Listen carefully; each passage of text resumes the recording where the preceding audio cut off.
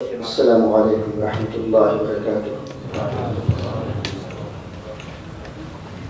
الحمد للہ الذي اکرم الشہداء بالحیاة الطیبۃ والباقیات الصالحات، والصلاة والسلام علی سید الکائنات وصاحب الشفاعات، وعلى آله وصحبه الذين هم شهداء محبته بأحسن الطاعات، ونالوا بشهادة رسالته جنان الخلد وعالى الدرجات. أما بعد، فأعوذ بالله السميع العليم من الشيطان اللعين الرجيم. بسم الله الرحمن الرحيم. وبشر المؤمنين بأن لهم من الله فضلا كبيرا. آمنت بالله صدق الله العلي العظيم وصدق رسوله النبي الكريم، ونحن على ذلك لمن الشاهدين والشاكرين، والحمد لله رب العالمين. جب عشق سکھاتا ہے آداب خود آگاہی، جب عشق سکھاتا ہے آداب خود آگاہی، کھلتے ہیں غلاموں پر اسرار شہنشاہی. عطار ہو، رومی ہو، رازی ہو، غزالی ہو، کچھ ہاتھ نہیں آتا بے آہ سحر گاہی. آئین جواں مردہ حق گوئیو بے باکی، آئین جواں مردہ حق گوئیو بے باکی، اللہ کے شیروں کو آتی نہیں روباہی. دارا و سکندر سے وہ مرد فقیر اولا، وہ جس کی فقیری میں بوئے اسد اللہ. اے طائر لابوتی، اس رزق سے موت اچھی جس رزق سے آتی ہو پرواز میں کوتاہی. عزیزان ملت اسلامیہ، قابل احترام بزرگوں اور دوستوں، آج ہم اور آپ ہالینڈ کی مرکزی مسجد طیبہ کے اندر فیلسوف اسلام، حکیم الامت، شہید عشق، خلیفہ اعلیٰ حضرت مولانا شاہ عبدالعلیم صدیقی میٹھی مدنی رحمۃ اللہ تعالی علیہ کے عرس کی تقریب میں شرکت کی سعادت حاصل کر رہے ہیں. اللہ تبارک و تعالی ہم سب کی حاضری کو قبول اور منظور فرمائے. آئیے ہم اور آپ سب سے پہلے مل جل کر اپنی اور ساری کائنات کے مرکز عقیدت حضور رحمت عالم چاہا گئے غم، کریم السجایا جمیل الشیم، نبی البرایا شفیع الامم، مختار دو عالم فخر آدم و بنی آدم، احمد مجتبی محمد رسول اللہ صلی اللہ علیہ وسلم کی بارگاہ بے کس پناہ میں ایک والہانہ انداز میں اپنی غلامی کا ثبوت دیتے ہوئے جھوم کر بلند آواز سے درود شریف کا ورد کر لیں. اللہم صلی علی سیدنا و حبیبنا و شفیعنا مولانا محمد علیہ وسلم، صلاۃ و سلام علیک یا رسول اللہ صلی اللہ تعالی علیہ وسلم. یہ دنیا جس میں ہم اور آپ زندگی کی سانسیں لے رہے ہیں، اس میں مسلمانوں کے علاوہ اور بھی بہت سی قومیں آباد ہیں. جو قومیں اپنے اپنے پیشواؤں اور فرما رواؤں کی یاد سے اپنے دلوں کو گرماتی ہیں اور تازہ دم ہوتی ہیں. یہودیت حضرت موسیٰ کی یاد مناتی ہے، عیسائیت حضرت عیسیٰ کی یاد مناتی ہے، مجوسیت زرتشت کی یاد مناتی ہے، ہندو رام چندر اور کرشن کی یاد مناتے ہیں، سکھ گرو نانک کی یاد مناتے ہیں، بدھ مت والے گوتم بدھ کی یاد مناتے ہیں، کمیونسٹ کارل مارکس اور لینن کی یاد مناتے ہیں. غرض کی دنیا کی ساری قومیں اپنے اپنے پیشواؤں اور فرمارواؤں کی یاد مناتی ہیں. لیکن یاد منانے کے سلسلے میں بھی مسلمانوں کا ایک جداگانہ معاملہ ہے.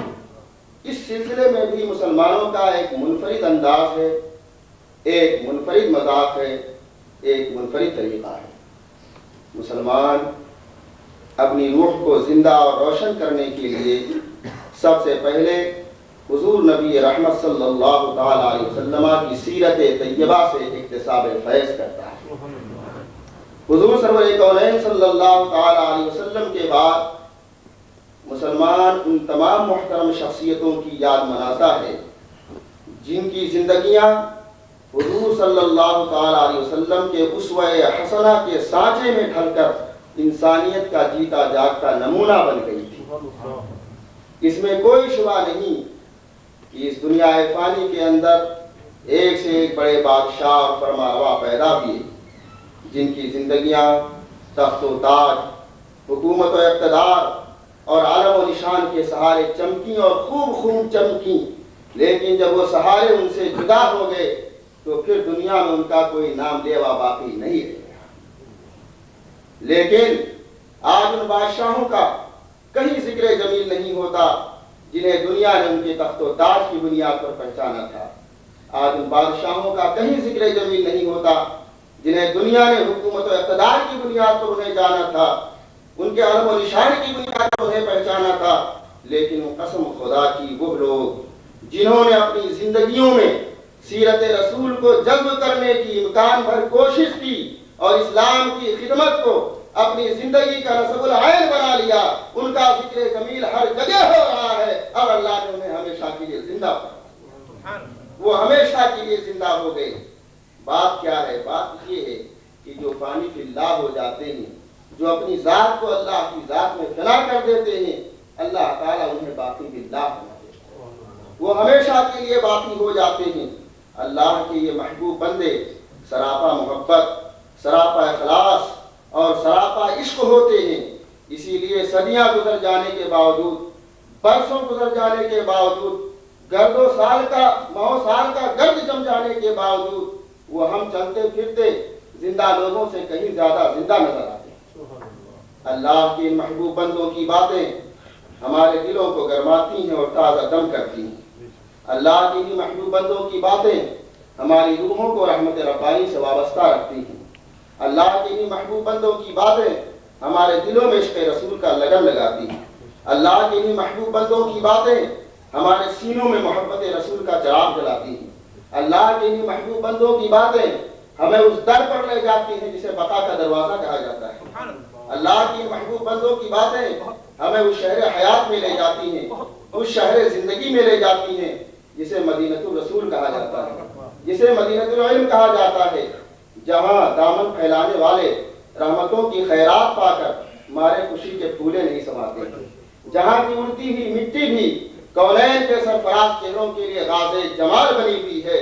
اسی لیے میں یہ کہتے ہوئے فخر محسوس کرتا ہوں کہ ہمارے اصل ہادی اور رہنما بادشاہ اور فرما روا نہیں بلکہ بزرگان دین، صلحائے امت ہیں، اولیاء کاملین ہیں، عرفاء حق ہیں، علماء ربانیین ہیں، جن کی خدا ترسی، بے نفسی، سادگی، شفقت انسانی اور قوت ایمانی نہ کبھی تخت کی محتاج رہی اور نہ کبھی تاج کی محتاج، نہ حکومت کی محتاج رہی، نہ اقتدار کی محتاج رہی، نہ علم و نشان کی محتاج رہی، بلکہ ان کے سروں پر تو ہمیشہ رحمت الہی سایہ فگن رہی۔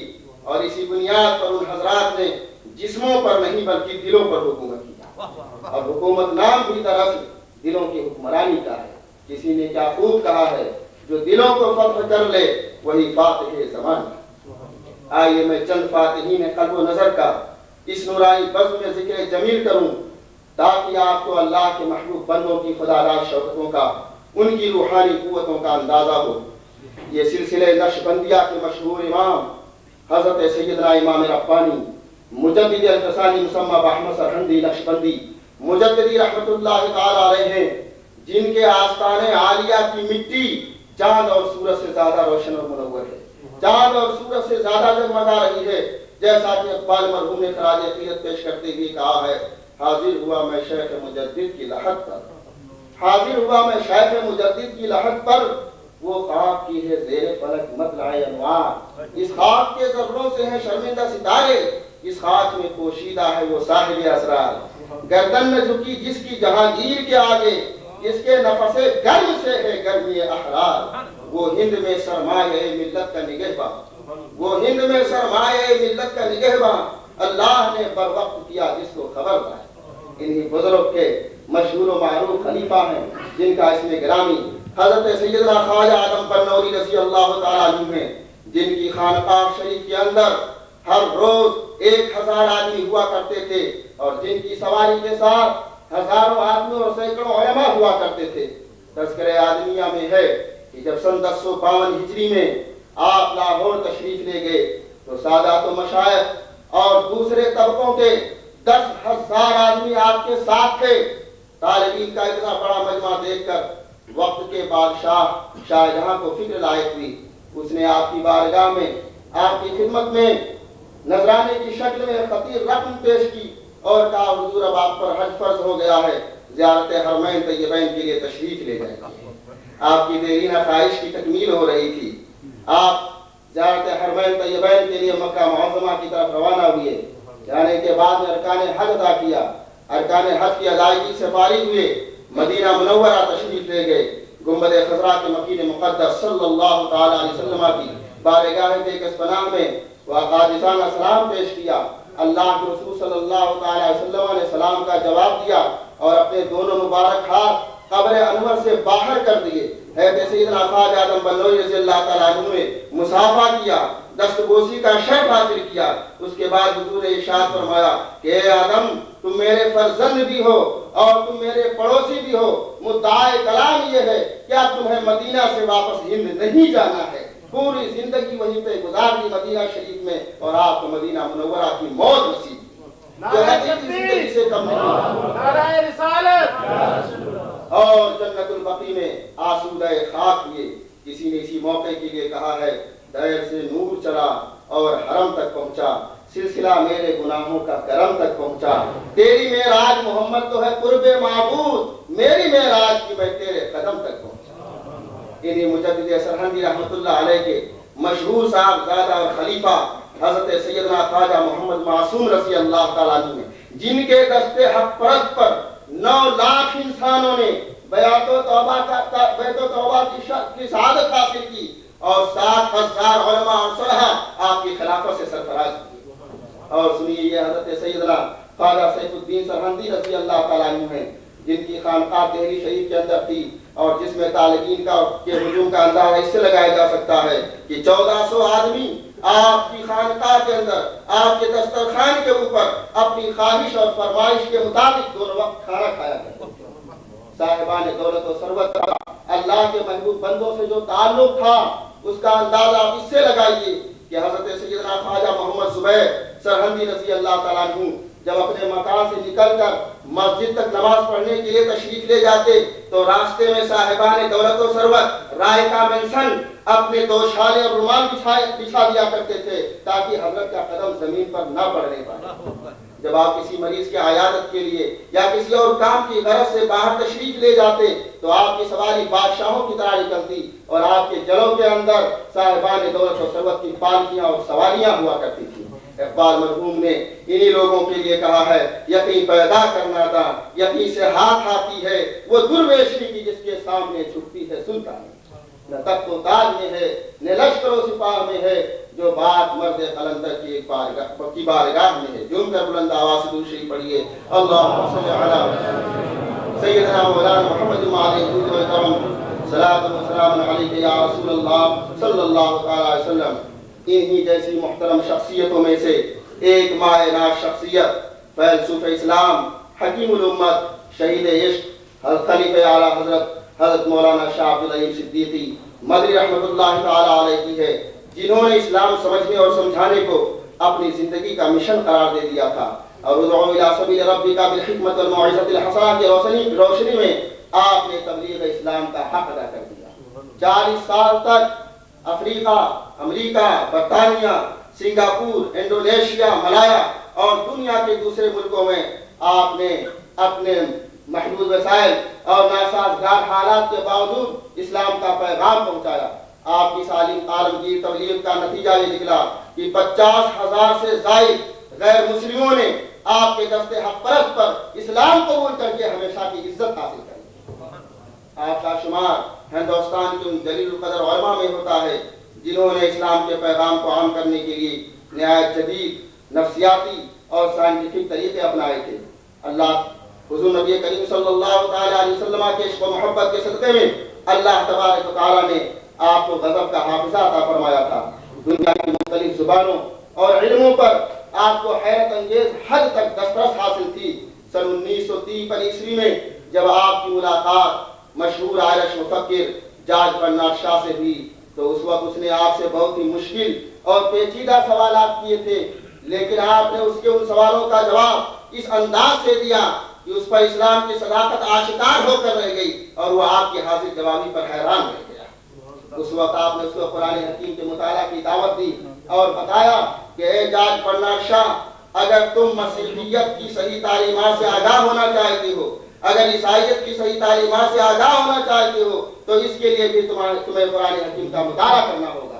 تمہارے لیے قرآن حکیم کا مطالعہ کرنا ناگزیر ہے. اور اس وقت اپنے سوالوں کا تشفی بخش جواب پا کر اور مطمئن ہو کر جارج برنارڈ شاہ نے کہا تھا کہ اے مسٹر عبدالعلیم، آپ نے جس اسلام کے بارے میں مجھ سے گفتگو کی ہے، اگر اسلام یہی ہے تو میں اپنے تجربات و مشاہدات کی بنیاد پر، اپنی رفائی کی بنیاد پر یہ کہہ دیتا ہوں کہ مستقبل کا مذہب اسلام ہوگا. اس خدمت اسلام کا صلہ بھی اللہ تبارک و تعالیٰ نے شہید عشق کو بہت بڑا عطا فرمایا کہ آپ کو مدینہ منورہ کی موت نصیب فرمائی، جس کے بارے میں حضور سرور کونین صلی اللہ تعالیٰ علیہ وسلم کا ارشاد گرامی ہے کہ جس سے ہو سکے مدینہ میں انتقال کرے تو وہ مدینہ میں انتقال کرے، اور جو مدینہ میں انتقال کرے گا اسے قیامت کے دن میری شفاعت حاصل ہوگی. اور پھر اللہ کے رسول صلی اللہ علیہ وسلم کے جواب یعنی مدینہ منورہ کے مشہور قبرستان جنت البقیع میں آسودہ خاک ہوئے. یہی وہ قبرستان ہے جس کے بارے میں اللہ کے رسول صلی اللہ علیہ وسلم کا ارشاد گرامی ہے کہ قیامت کے دن 70,000 بزرگ جنت البقیع سے اس انداز سے اٹھیں گے کہ ان کے چہرے 14ویں رات کے چاند کی طرح جگمگا رہے ہوں گے، روشن و منور ہوں گے، اور یہ سب حضرات بلا حساب و کتاب جنت کی بہاروں میں داخل ہوں گے. اس روایت کی تصدیق اس واقعے سے بھی ہوتی ہے جسے محقق علی الاطلاق حضرت سیدنا شیخ عبدالحق محدث دہلوی رضی اللہ تعالیٰ عنہ نے اپنی مشہور تصنیف جذب القلوب الی دیار المحبوب میں نقل فرمایا ہے. وہ فرماتے ہیں، اور اس واقعے کے راوی حضرت سیدنا مصعب بن زبیر رضی اللہ تعالیٰ عنہ ہیں، وہ فرماتے ہیں کہ میں ایک مرتبہ بقیع کے راستے سے مدینہ منورہ میں داخل ہو رہا تھا. میرے ساتھ اہل کتاب میں سے ایک شخص تھا. جب میں بقیع کے قریب پہنچا تو وہ کہنے لگا یہی ہے یہی ہے یہی ہے. حضرت سیدنا مصعب بن زبیر رضی اللہ تعالیٰ عنہ فرماتے ہیں میں حیران رہ گیا اس کی باتیں کہ یہ کیا کہہ رہا ہے یہی ہے یہی ہے. میں نے اس سے پوچھا بھائی کیا کہہ رہے ہو، کس کے بارے میں کہہ رہے ہو؟